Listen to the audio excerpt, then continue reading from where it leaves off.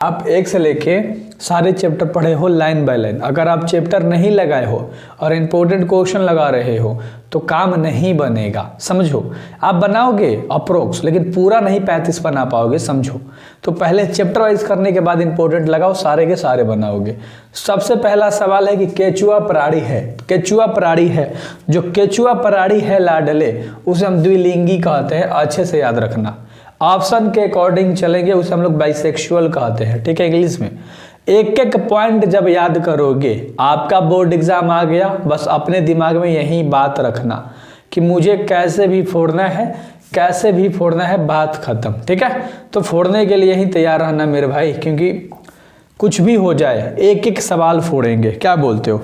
अगला सवाल, बिना निषेचन के पौधे का उत्पादन किसके द्वारा किया जाता है? बिना निषेचन के पौधे का, समझ रहे हो ना क्वेश्चन? ठीक है, तो कायिक प्रबंधन के कारण, ठीक है, वेजिटेटिव प्रोपोगेशन जिसको बोलते हैं। तो दूसरा का ऑप्शन नंबर तुम्हारा सी हो जाएगा। दूसरा का ऑप्शन नंबर तुम्हारा सी हो जाएगा लाडले, ठीक है। चलो अगला सवाल कर लेते हैं। जैसे मैं स्ट्रैटेजी आपको देता हूं, जैसे तरीका बताता हूं पढ़ने का, सब चीज अगर आप फॉलो कर लोगे तो आपका काम बन जाएगा। निम्नलिखित में किसमें, है ना, किसमें होना चाहिए था, किसमें ब्रह्म निषेचन होता है? निम्नलिखित में से किसमें ब्रह्म निषेचन होता है? तो मेढक में, अच्छे से याद रखिएगा, किसमें? मेढक में, ठीक है। इंग्लिश में फ्रॉग, क्लियर है ना, मेढक।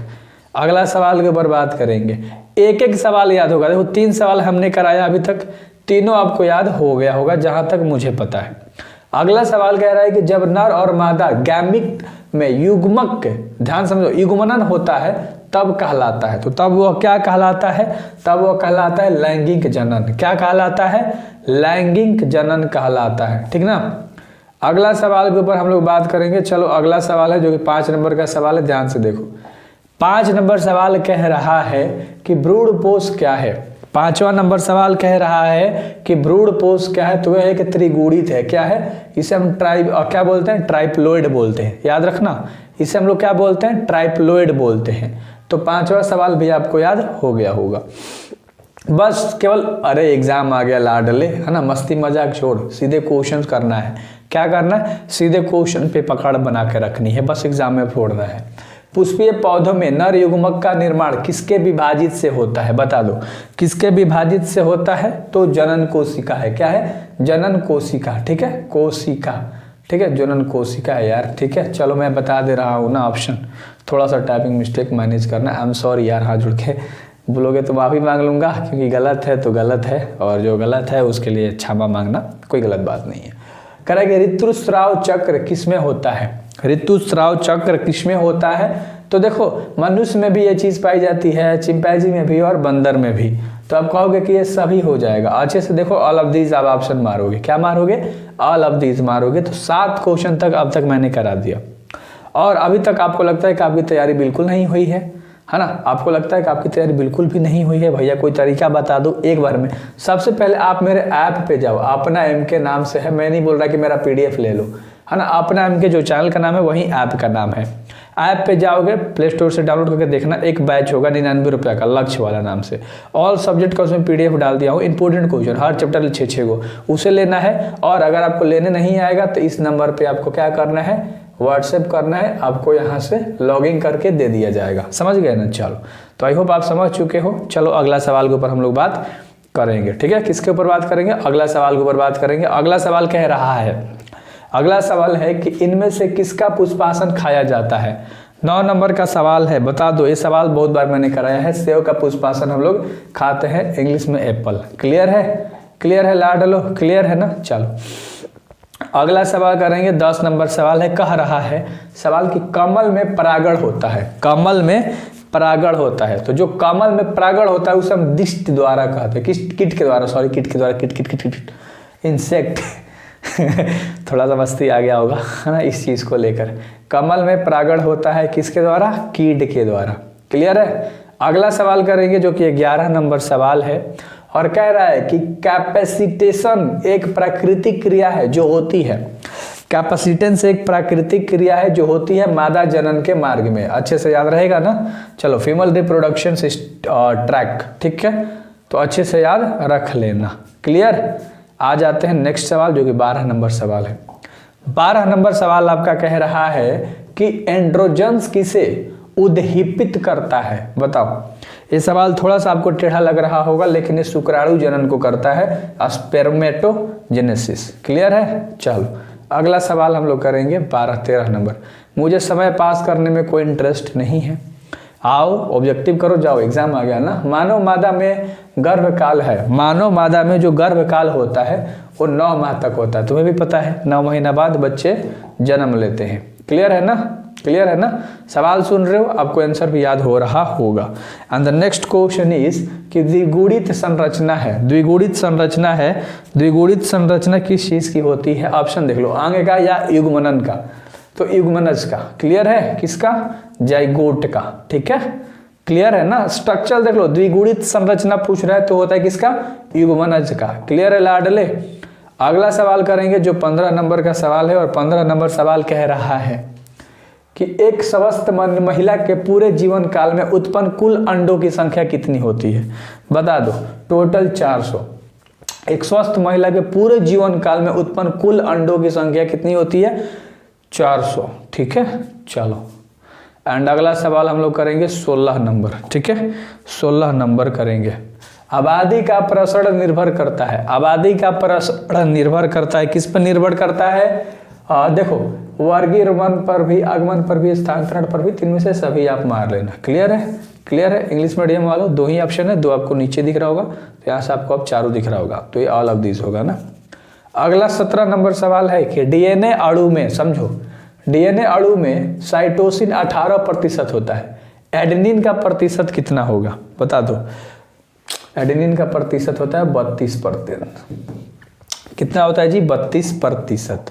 ठीक है, चलो आगे करते हैं हम लोग। 18 नंबर का सवाल हम लोग करते हैं। 18 नंबर सवाल कह रहा है सहलगनता समूह की संख्या उस कोशिका यहाँ होना चाहिए था, उस कोशिका के लिए क्या होगी जिसमें 2n बराबर 14 है? तो 2 गुणा में भागा में आएगा तो 7 होना चाहिए। इसका आंसर 18 का ऑप्शन नंबर सी हो जाएगा। सिंपल सा बात है, 18 का ऑप्शन 7 हो जाएगा, क्योंकि 2n बराबर 40 है, n के गुणा में है, तो कहाँ आ जाएगा? भागा में। ऐसे आप मैथ लगाओ, है ना? क्लियर है? चलो क्लियर है जी। अगला सवाल के ऊपर हम लोग बात करते हैं। अगला जो 19 नंबर का सवाल है, 19 नंबर सवाल कह रहा है कि वर्णधाता में रोगी नहीं पहचान पाता है, वर्णधाता में रोगी नहीं पहचान पाता है किस चीज को? लाल तथा हरा रंग को। अच्छे से याद रख लेना, लाल तथा हरा रंग को रोगी जो है वो पहचान नहीं पाता, है ना? रोगी जो है वो पहचान नहीं पाता। एंड अगला सवाल करेंगे जो 20 नंबर का सवाल है कि लैग ऑपेरॉन, है ना, में कितने संरचनात्मक जीन होते हैं? कितने होना चाहिए था, है ना? तो टोटल कितने जीन होते हैं लाडलो? क्या दिमाग में आ रही है? कुछ अपने से भी ट्राई करो। 3। कितने? 3। कितनी? 3। कितनी? 3। हाँ, आगे बात करते हैं। चलो अगला 21 नंबर सवाल है, और अगला 21 नंबर सवाल कह रहा है कि मनुष्य में मात्रात्मक लक्षण का उदाहरण क्या होगा? मात्रात्मक मनुष्य के अंदर बता दो क्या होगा जी? त्वचा का रंग होगा, बी नंबर का ऑप्शन सही है। त्वचा का रंग होगा, बी नंबर का ऑप्शन सही है। ठीक, क्लियर है ना? अगला सवाल करेंगे जो 22 नंबर का सवाल है। 22 नंबर सवाल है कि इनमें से कौन सा रक्त समूह सार्वभौमिक रक्तदाता होता है? तो ए बी या ओ? तो ओ ऐसे भी दे सकता है, ओ बी, है ना? तो अच्छे से याद रख लेना, ऐसे भी दे सकता है। तो कन्फ्यूजन देखो, इंग्लिश में वैसे दे रखा है, हिंदी में था तो ऐसा ऑप्शन लिखा था। क्लियर है? आ रहा है पसंद? आ रहा है मजा? आ रहा है? 23 नंबर का सवाल करेंगे, ठीक ना? मेंडल के नियम का एक अपवाद है, देख लो, प्रभाविता, युग्मक की शुद्धता या सहलगनता? सहलगनता। ठीक है, चलो सहलगनता अच्छे से याद रख लेना। ठीक है, अगला सवाल कह रहा है कि 24 नंबर सवाल है कि एकिडना क्या है? एकिडना है। एकिडना क्या है भाई? एकिडना क्या है भाई? एक योजक कड़ी है ना? एकिडना क्या है? यह एक योजक कड़ी है। एंड अगला सवाल करेंगे जो है 25, करेंगे आवधि का प्रसरण निर्भर करता है। आवधि का प्रसरण निर्भर करता है। देखो एक क्वेश्चन मैंने कराया था, तो ऑप्शन नंबर डी मार लो फटाक से। एक क्वेश्चन ऊपर हम लोगों ने किया था, तो इस पर कुछ करने की जरूरत नहीं है। अगला 26 नंबर सवाल है कि नई प्रजातियों के निर्माण का महत्वपूर्ण कारण क्या है? नई जो प्रजाति है उसका निर्माण का महत्वपूर्ण कारक उत्परिवर्तन होता है, जिसको हम बोलते हैं क्या? म्यूटेशन। क्या कहते हैं? इंग्लिश में म्यूटेशन कहते हैं। थोड़ा सा मैं फास्ट करता हूँ क्योंकि जल्दी से ख़त्म करना है, ठीक है, ज़्यादा टाइम पास करने से कोई फ़ायदा है नहीं।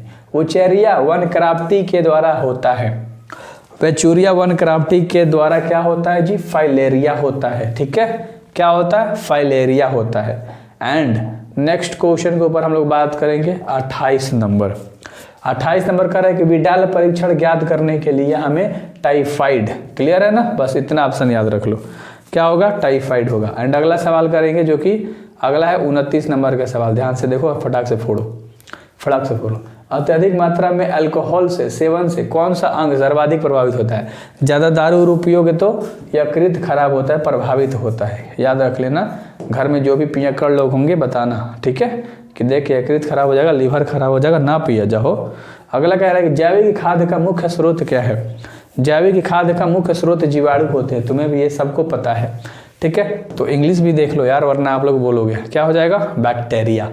तो आई होप कि आप 30 सवाल किए हो एंड 30 के 30 आपको पता हो, ऑलरेडी आप ये सब जानते थे। एंड सारे के सारे सब्जेक्ट का मैं तैयारी कराता हूँ ऑब्जेक्टिव लेवल पे, सब्जेक्टिव लेवल पे भी PDF आप सबको दे ही देता हूँ, और मैथ डिटेल में चल ही रही है, तो हर चीज़ यहाँ से मिल जाता है, टेंशन नहीं लेना होता आपको। So thank you very much, मिलते हैं नेक्स्ट वीडियोज़ में, नेक्स्ट डे, टाइम सब आपको पता ही है। Best of luck.